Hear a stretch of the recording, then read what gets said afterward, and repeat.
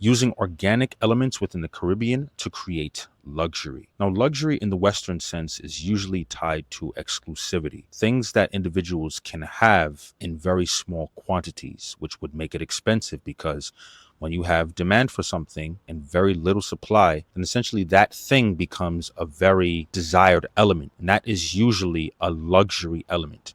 Now, in the Caribbean, there are certain things that are luxurious elements, but they're not really being promoted as luxurious elements, specifically within the architecture.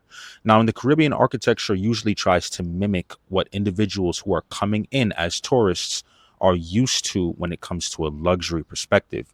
But what if we used certain elements that you could only find in the Caribbean to promote luxury? One of those elements being the sun shower. I spoke about creating a sun shower hotel, where essentially you have elements and pockets of the particular hotel where you can actually enjoy a sun shower. You're not being poured down upon with magnanimous, insurmountable rain, but essentially you have sprinkles coming down upon you while you're witnessing the sunrise. That is a luxury experience. Secondly, the bioluminescent wall, or in other words, the firefly wall or a firefly pavilion. You can essentially have a space within a resort or even in a communal living area where Jamaicans actually live, where they can find solace in going to an area where you have a dedicated architectural plant-like moist elemental structure that attracts fireflies. That could be a place of solace. It will be dimly lit, and fireflies are almost like God's natural form of electricity, little light lamps in the form of bugs flying around, and it's very romantic and serene.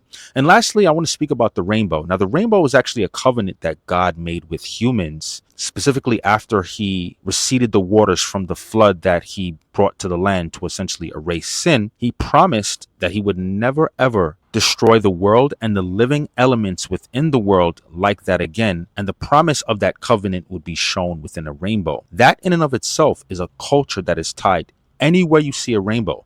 So what if we actually made this pot of gold, which is the modern sense of what the rainbow means, but that really ties back to this covenant that man received from God? And I think that by introducing these three elements, what you have is an architecture of luxury that is rooted in culture, history, and last but not least, God himself. Let me know what you guys think about this in the comments. I think that this is a fascinating idea to move away from the elemental, boring, minimal luxury that's tied to marble stones somewhere in the European coast or some kind of other element that's not from these particular areas. And I think this is how we start to create luxurious experiences, designing in a vernacular and local way.